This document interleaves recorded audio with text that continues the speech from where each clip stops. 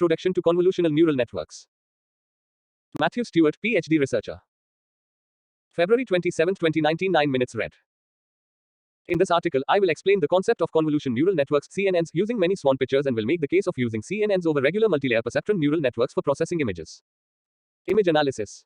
Let us assume that we want to create a neural network model that is capable of recognizing swans in images. The swan has certain characteristics that can be used to help determine whether a swan is present or not, such as its long neck, its white color, etc. A swan has certain characteristic features that can be used for recognition purposes. For some images, it may be more difficult to determine whether a swan is present. Consider the following image. Harder to classify swan image. The features are still present in the above image, but it is more difficult for us to pick out these characteristic features. Let us consider some more extreme cases. Extreme cases of swan classification. At least the color is consistent, right? Or is it?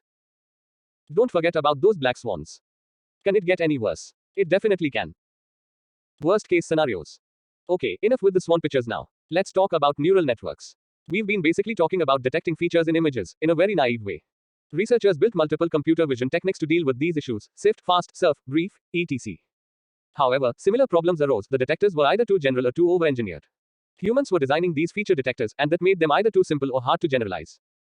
What if we learned the features to detect? We need a system that can do representation learning or feature learning.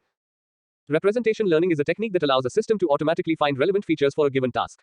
Replaces manual feature engineering. There are several techniques for this. Unsupervised K-means PCA. Supervised SUP. Dictionary learning, neural networks.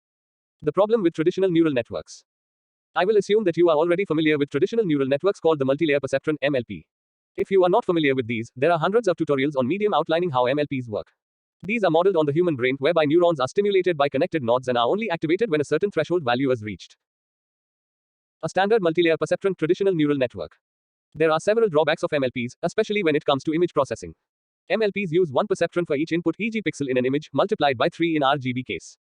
The amount of weights rapidly becomes unmanageable for large images. For a 224 x 224 pixel image with 3 color channels, there are around 150,000 weights that must be trained.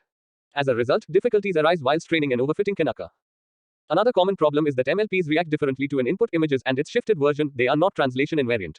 For example, if a picture of a cat appears in the top left of the image in one picture and the bottom right of another picture, the MLP will try to correct itself and assume that a cat will always appear in the section of the image.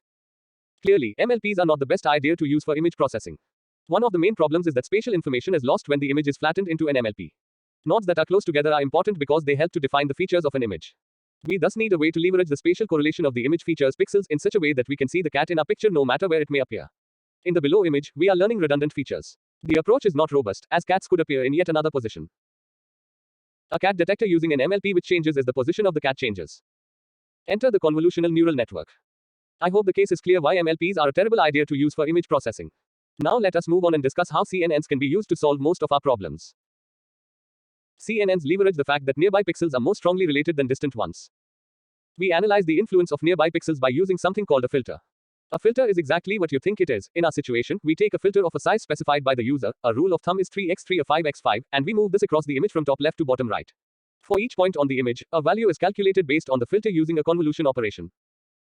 A filter could be related to anything. For pictures of humans, one filter could be associated with seeing noses, and our nose filter would give us an indication of how strongly a nose seems to appear in our image, and how many times and in what locations they occur. This reduces the number of weights that the neural network must learn compared to an MLP, and also means that when the location of these features changes, it does not throw the neural network off. The convolution operation. If you were wondering how the different features are learned by the network, and whether it is possible that the network will learn the same features, having 10 nose filters would be kind of redundant. This is highly unlikely to happen.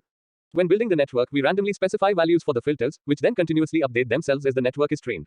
It is very unlikely that two filters that are the same will be produced unless the number of chosen filters is extremely large. Some examples of filters, or kernels as we call them, are given below. Examples of kernel filters for CNNs.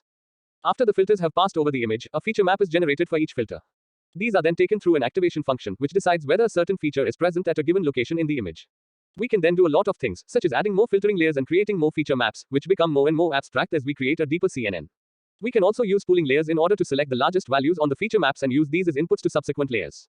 In theory, any type of operation can be done in pooling layers, but in practice, only max pooling is used because we want to find the outliers. These are when our network sees the feature. An example CNN with 2 convolutional layers, 2 pooling layers, and a fully connected layer which decides the final classification of the image into one of several categories. Just to reiterate what we have found so far, we know that MLPs do not scale well for images. Ignore the information brought by pixel position and correlation with neighbors. Cannot handle translations. The general idea of CNNs is to intelligently adapt to the properties of images. Pixel position and neighborhood have semantic meanings. Elements of interest can appear anywhere in the image. Comparison of architecture for MLP and CNN. CNNs are also composed of layers, but those layers are not fully connected. They have filters, sets of cube-shaped weights that are applied throughout the image. Each 2D slice of the filters are called kernels. These filters introduce translation invariance and parameter sharing. How are they applied? Convolutions. Example of how convolutions are applied to images using kernel filters. A good question to have right now is what happens at the edges of the image.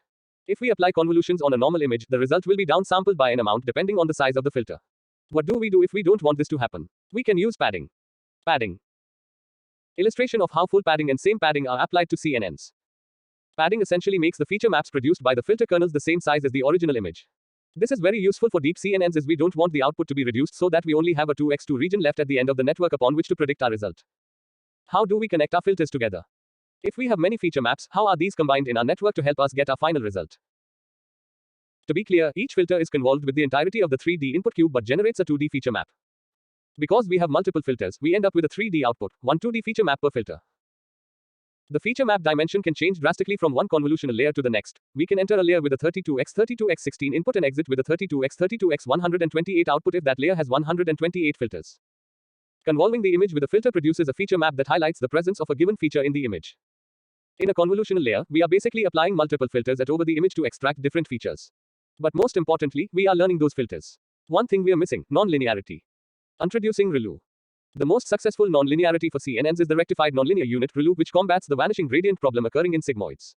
ReLU is easier to compute and generates sparsity, not always beneficial.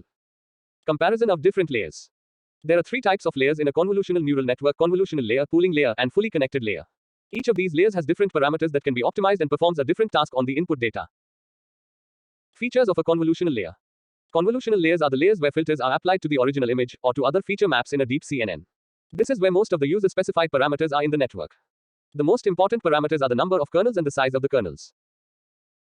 Features of a pooling layer. Pooling layers are similar to convolutional layers, but they perform a specific function such as max pooling, which takes the maximum value in a certain filter region, or average pooling, which takes the average value in a filter region. These are typically used to reduce the dimensionality of the network. Features of a fully connected layer. Fully connected layers are placed before the classification output of a CNN and are used to flatten the results before classification. This is similar to the output layer of an MLP. The architecture of a standard CNN. What do CNN layers learn? Each CNN layer learns filters of increasing complexity. The first layers learn basic feature detection filters, edges, corners, etc. The middle layers learn filters that detect parts of objects. For faces, they might learn to respond to eyes, noses, etc. The last layers have higher representations. They learn to recognize full objects in different shapes and positions. Examples of CNNs trained to recognize specific objects and their generated feature maps. To see a 3D example of a CNN working in practice, check out the following link here. Newsletter. For updates on new blog posts and extra content, sign up for my newsletter. Newsletter subscription. Enrich your academic journey by joining a community of scientists, researchers, and industry professionals to obtain. Mailchimp. Sign up for the variable. By Towards Data Science. Every Thursday, the variable delivers the very best of Towards Data Science, from hands-on tutorials and cutting-edge research to original features you don't want to miss. Take a look. Get this newsletter. You'll need to sign in or create an account to receive this newsletter. 2.2K. 10. Machine learning. Data science. Neural networks. Data analysis. Image recognition. More from Towards Data Science. Follow. Your home for data science. A Medium publication sharing concepts, ideas, and codes. Read more from Towards Data Science. More from Medium. 6 Python projects you can finish in a weekend. Frank and Rade in Towards Data Science. What's new in Python 3.10? James Briggs in Towards Data Science. Data scientists without data engineering skills will face the harsh truth. Soner Yildirim in Towards Data Science.